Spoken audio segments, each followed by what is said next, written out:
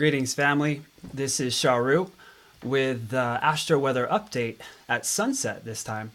I'm going to be doing these obviously at sunset during this transformational in-between period and talking about the astro weather for the next day so that we can be prepared for what's going to happen tomorrow, which is going to be May 7th.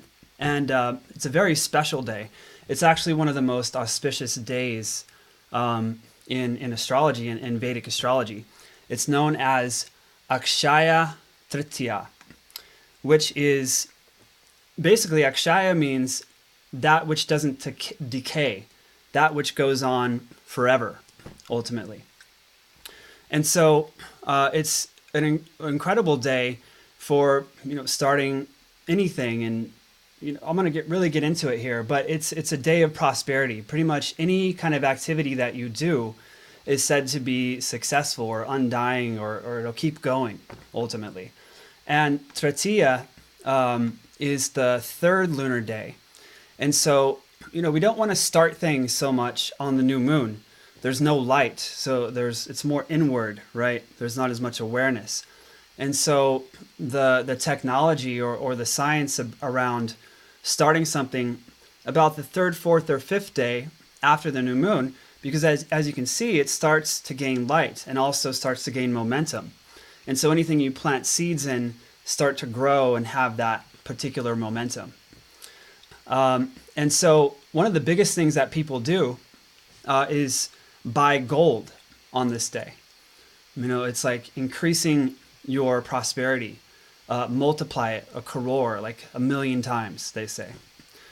And so anything, people go out and like buy cars, they buy all sorts of things, just to have that, like, this is what's happening today, prosperity, boom. So pretty cool. And what's the astrological reason for this? Well, what we have, it's on the particular month where the sun is in Aries, where the sun is said to be exalted or like expressing itself the best. And in Aries, which is the soul, right? The one, and the sun is the one. So we have this full awareness of our soul purpose ultimately.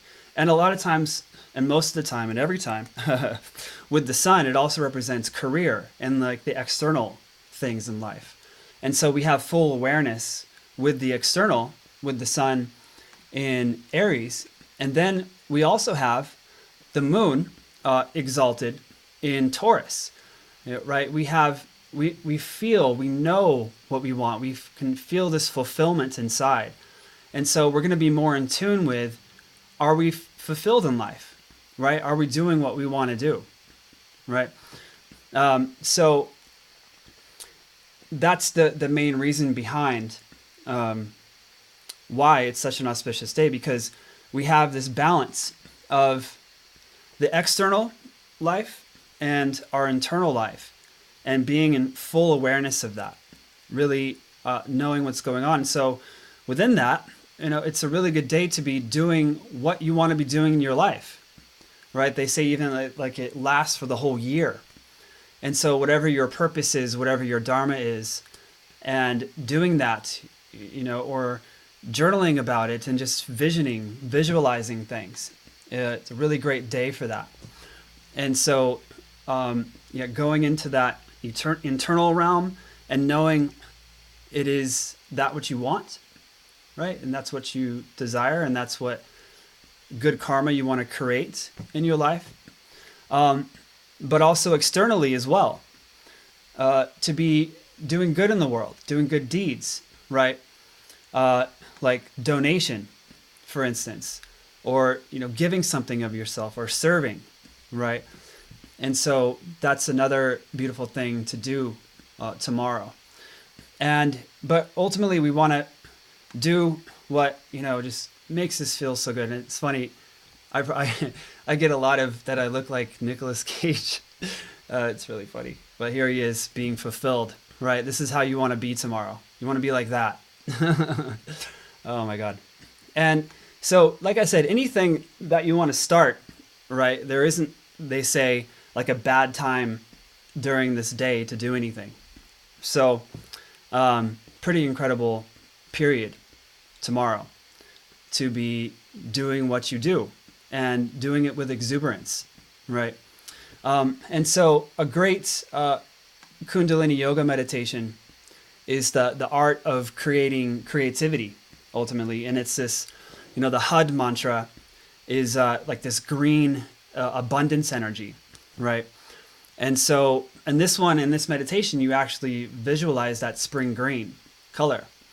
And so, this is a great thing to be doing tomorrow, or any kind of visualization or any kind of prosperity creating meditations or visualizations. Great. And so we're gonna do live chart interpretations every day here, and we're gonna see how each particular day is gonna affect each person, but they're also gonna be able to get to ask any kind of questions that they have, and to look at their chart and to just see how cool Vedic astrology is, and really, discovering your purpose, discovering your dharma, what it is that is your essence.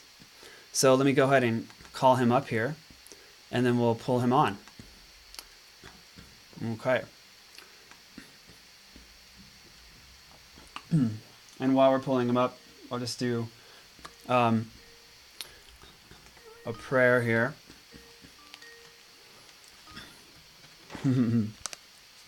One second. Hi, can you hear me? Yeah. Excellent. Cool. So, excellent. Thanks for being on. Yeah, thank you. Yeah. Appreciate it. So if you could pull up your video, that would be awesome. Yeah. And then let me arrange your chart. But while I do that, I'm just going to chant this cool mantra to the 9 planets. Om Adityaye Somaye Mangalaya Budaya Cha Guru Shukra Shani Vyascha Rahave Ketuve Namaha. Yay. Now we got all the planets asking them to come and hang out with us right now. Super fun. Awesome. Yeah. Great. All right. So I just like to start with asking you, like what inspired you to want to have your chart looked at today?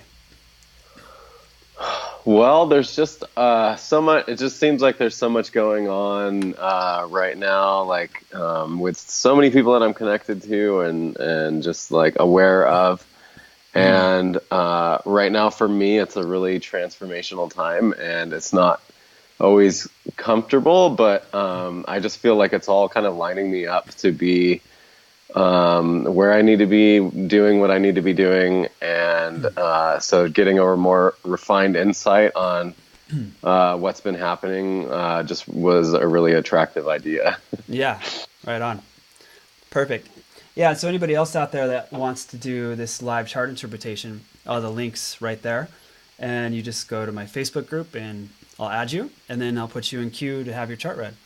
And so for the astrologers out there, let's go ahead and look at your chart, just so you can see the Vedic constellations, which is really, really cool about Vedic astrology. There's 27 additional constellations, so there's so much more detail to be had. And then also the timing of cycles, the timing of when karmas or the results of, they say, past life karmas come to fruition in this life. So this is just really incredible stuff to see, the karmas coming to fruition. It's just like dead on accurate there. So first, let's just look at your chart here. And so we have this really strong Mercury in its own sign of Gemini. And this is the first house. And so it's in this Vedic constellation known as Ardra. And so Ardra is ultimately this like Shiva archetype, right? And a lot of times what happens is it's the middle of Gemini, so it's like this split of like male and female, right? Really interesting. And but also just identifying with so many different things, right? People ask you like, what do you do for a living? And you're like, well, I do this, and that, right? And it's a little confusing, right? Yeah. Yeah, definitely. And so this is the biggest energy in your chart. it forms what's called a Mahapurush Yoga, or like the great person combination. And so you have it exuding from yourself, first house, uh, and it's called the Bhadra Yoga, or like the auspicious, or translated really as well, like the poet, right? Like using words in that concept of Mercury, right, and communication. But very changeable, very adaptable, ultimately. And also we have Venus there as well. So it's like, oh, he's a sweet guy, you know, and making your communications and your personality be really, you know, nice and gentle in that way. And then we have in the Vedic system, you're also Sun in Cancer as well, right? And it's in this Vedic constellation Punarvasu, which is ultimately Aditi, the mother goddess, right? So it's all about giving support to people, giving support to things. But then you have Mars here, and so that could be like an interesting place for Mars to be, because it's like this fierce mothering energy, right? It's like the warrior. It's like, let me nurture you, you know, like that.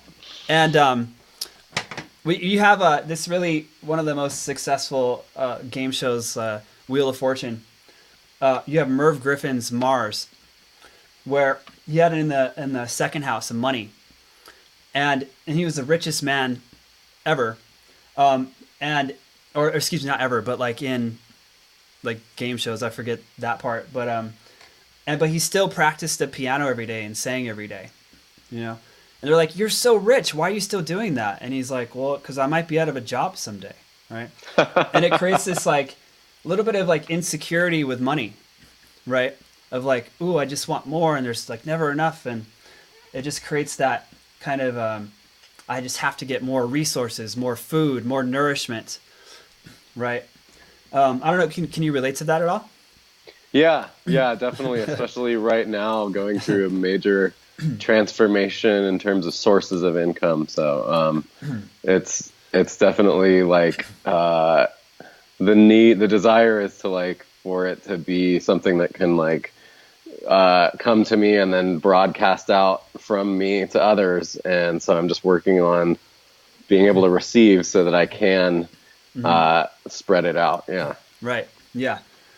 And so, yeah. And so looking back at your cycles, because that's going to supersede the transits, we have right around the end of 2018 was this moon subcycle Jupiter. And so you have moon and Jupiter conjunct in your chart here. So here's a cycle. And then you have moon Jupiter conjunct in your chart. And so it's a really big phase of almost like expanding into like endless, like what is my income, right? The 11th house is the great multiplier. At one level, it's community as well, you know, so expanding into different friend groups and networking, but also it's the area of life of income. And so, and this is a really powerful combination to have moon with Jupiter because it infuses that guru, those higher belief systems into your unconscious mind with your moon. You know, so it's like, gosh, I really want to be doing my right career. Like, what's the right thing for me to do? Because Jupiter also rules the house of career for you. So it's this big, expansive time, and I'm sure with this Gemini rising, there's too many possibilities going on for you. Yep. All right. So it's really about like narrowing in and focusing in. And also the thing about Ashwini, the first part of Aries, it's two horses' heads. It's these gods, the Ashwini Kumaras.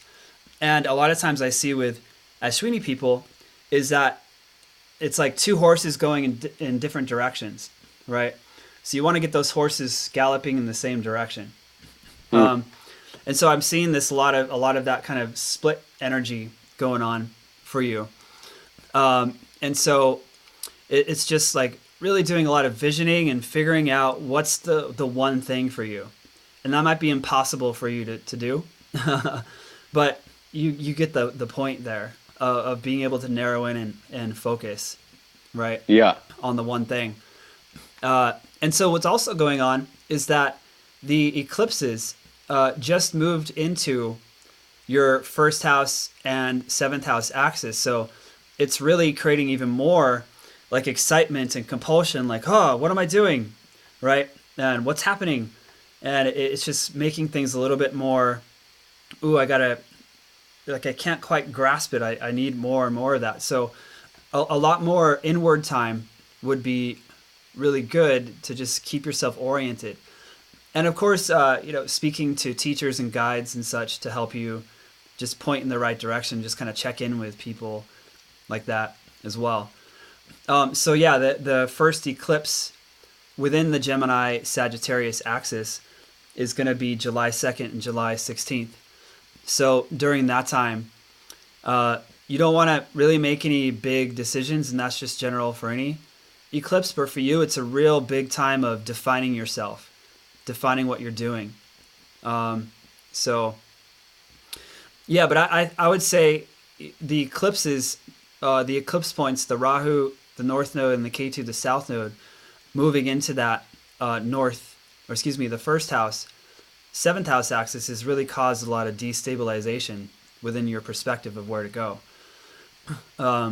So, and then also right now we have the sun since the 15th of April being really, really powerful in Aries, in the sidereal zodiac, which is like closer to astronomy. And so that's also blowing up like, oh my God, there's so many possibilities and I want to do all these things, right? So yeah, does that make sense for your question as far as like what's going on? And Yeah, yeah, it's a great context because it definitely has been like um, all these possibilities, and I know that I can't do them all. I can't do them all well, so I have to narrow it down yeah, to that which I can really dedicate myself and focus on. But the possibilities do seem really endless right now. yeah. Howdy, Sharmila. Good to have you check in. Um, yeah. So yeah, I think the best thing, like I was saying, is to just really, well, so here's the thing. Maybe we can get a little bit more clear about your, like, focusing you in on that particular career, right? I'm seeing a lot with like nourishing people, gardening and herbs is a part of it. But this Rahu, the North Node, it's very unconventional as well, almost like hidden, right? It's like this hidden behind the scenes kind of energy. And this is also very innovative, like, oh, what's the next level thing, right? Okay, that is, oh, wait, this isn't the thing I was doing for the last 2 years, isn't next level anymore. What's next? What's next, right?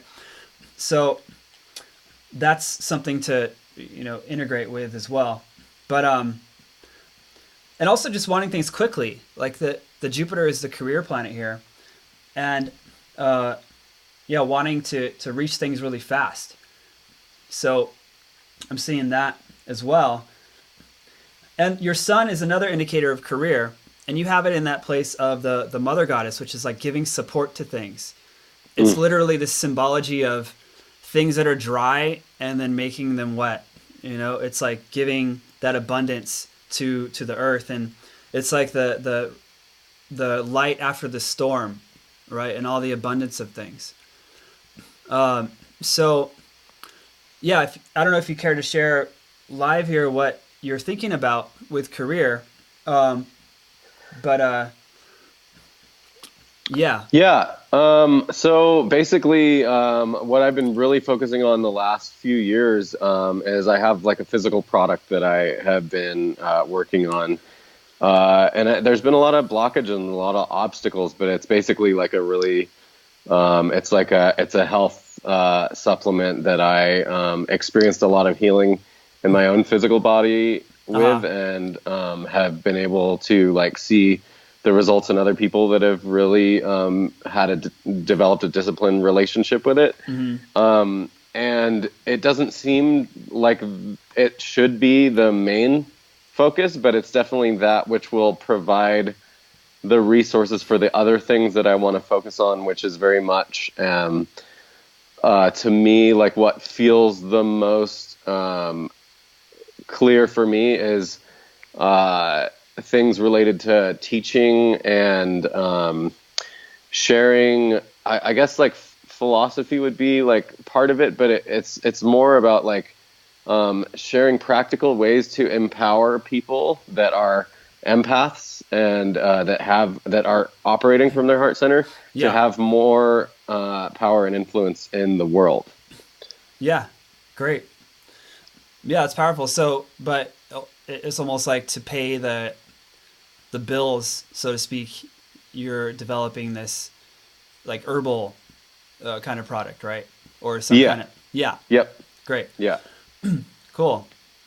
Well, like I was saying, this constellation of Shwini, that's one of the number ones about herbs, and so it's fully in alignment. But this the North Node, the Rahu is in the middle of Pisces, which is one of the most like intuitive, like visionary areas in the sky, right? And so that is the Rahu is where you can't get enough of it. You want more and more. It's like a head without a body. So Mm. like within career, you're endlessly fascinated with finding that deep foundation. Um, that goes beyond ups and downs of emotions, and just transcends everything ultimately. So that's like this insatiable appetite you have to do that, right? So you never get bored of it. Um, and so, yeah, but it's, I'll have somebody on here asking, um, I don't know if you can say, I don't know if you want to divulge what the herbal product is. Um, Um, yeah, it's similar to a lot of people are familiar with Shilajit. oh yeah, So this is a fulvic acid supplement that comes actually from a deposit in the United States, and so cool. it it's yeah, and it's something that I started working with over 10 years ago. Great. Yeah, I got some of that too. It's powerful stuff. Right on. Cool. Um, Excellent. And also another person tuning in, Charmilla, is doing some pretty life-saving herb stuff as well. So you got a lot of those people watching that are into this. But yeah, I think if you just really focus in on that, and this is a really big time for you with this Jupiter subcycle to be making a lot of connections, right? And to be working with other people that can really help you get this product to make sense business wise. Yeah, Yeah, and so um, yeah, and but also what's happening is also what's a little interesting is that Saturn and the South Node are also in your place of partnerships, right? Romantic and business alike. So speaking of business, hmm, it creates this like there's these partnerships that I need to make, but I want them to be perfect. I want them to be the exact partner and being perfectionistic mm, with who you pick. And mm, so I'm concerned that you don't go into things because they're never going to be the right partner, mm. right? And so that's something to look at to be sure that you're actually taking steps forward into to making something happen, right? Yeah, yeah. I've definitely had a lot of fear-based stuff around. I've had several people that like offered to invest like really large amounts of money, but I just didn't feel like I wanted to be building their wealth because I didn't feel aligned with where they were at. Right.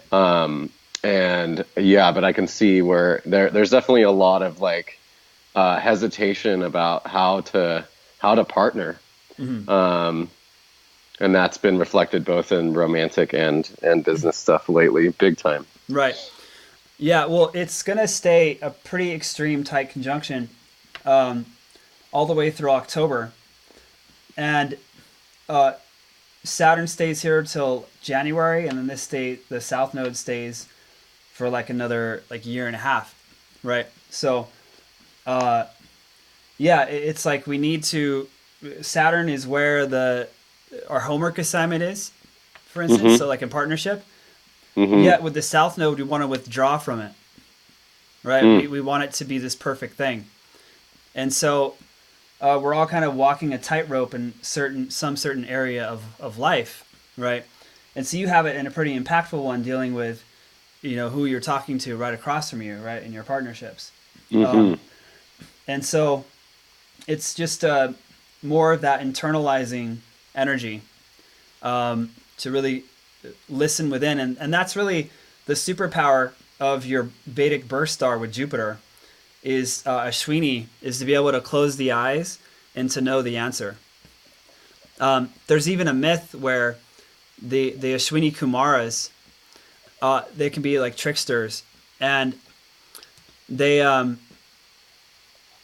basically this woman, they impersonated the sage that she was married to, and she was able to, like, three of the sages came up and like, okay, like, pick the right one, and they all looked identical, and so she was able to close her eyes and know what the right one was, and that showed her true devotion and everything like that. So that's something that you would have as a superpower, especially right now with the karma coming to fruition.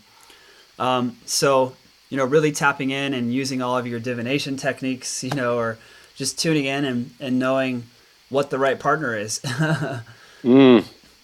Yeah. And so this cycle goes all the way till, let's see, this Jupiter phase subcycle goes all the way till March 2020. Okay.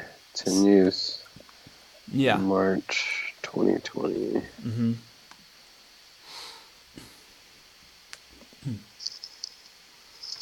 Okay, great. Cool. Well, do you have any other questions or anything? Any comments? Um,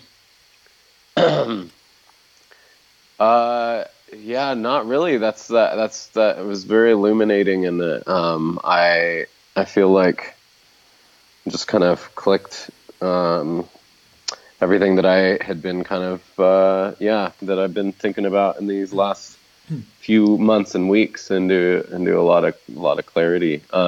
Oh yeah, I did want to ask about that. This is the first time I've really delved into like Vedic astrology, but when I was looking and the Saturn placement, there's a thing about Saturn being in a house or in a place where it's often manifests as like restricting that more adventuresome traveling kind of energy, and I've been feeling that lately. There's been a lot of plans that I had to travel or do things that are more outward that have just kind of all kind of crumbled in the last like year. So I guess just wondering what's the best way to harmonize with that rather than resisting it or Yeah. Well, Saturn for your chart rules the ninth house, which is a travel house of like spiritual pilgrimage, like traveling for that knowledge and information. So perhaps aligning your travels with that could allow the restriction, or kind of like please Saturn, right? To be mm, like, okay, you're doing it for your highest, expansion of your knowledge and creating that foundation. Perhaps that's a way. But yeah, the tricky thing about, so you looked this up online. yeah, I was just looking like Saturn and Sagittarius being like what a lot of people consider to be kind of an uncomfortable placement. Right. So in Yeah, in in a Western astrology, yeah, your Saturn's in Sagittarius, right? yeah, Yeah. yeah. Well, this is based on closer to astronomy, and Okay, so in this case, it's gonna be in Scorpio. okay, Yeah, but yeah, definitely, it's kind of the same principle that I was saying. yeah, Sagittarius is the ninth sign, right, and so Saturn rules your ninth house. So I was like, okay, well, that's how it could possibly make sense. Um, yeah, but yeah, more in Scorpio. it's going to be wanting to work really hard to find these like power objects, right? To find this like hidden power. And the sixth house is healing, healing thing. So, it's like, oh, I have this special, I have Shilajit, right? I have Yeah. this like power thing. And so, yeah, and I I tend to like Saturn in the sixth house because Saturn is a place of work, service, like how we do our work, and Saturn's work, responsibility, commitment. So I think with this constellation, Jestia, which means the eldest, and it's like wanting to be supreme, wanting to be the Uh, best. And it's retrograde, so it's more obsessive and internalizing, right? So I think there's a little bit of this like it's mine, like I want to hoard it kind of energy, mm, you know, and uh, and so maybe that's blocking some flow of abundance for you, mm, right? And it's tricky, because you want to have uh, the contracts and the rights and everything. So, but there's that energy of like more keeping it to yourself in a way, or wanting it to be the best, or it's like never going to be mm, the best, mm. Yeah, yeah. Yeah. So That cool. makes sense. Yeah. All right. Cool. Excellent. Awesome. Well, thank you so much. Yeah. This has been really amazing. Yeah. Cool. Well, yeah, I'm sure we'll be in touch. Yeah, All thanks right. again. Yeah, sure. Many blessings. All right. Great. Thanks everybody for tuning in or watching the recording. And yeah, if you want to get your chart read privately, you just go ahead and click the link above. And also that same link to have your chart read live. Here's the link right here, facebook.com/groups Vedic Astro Yoga. Cool. Many blessings, everybody.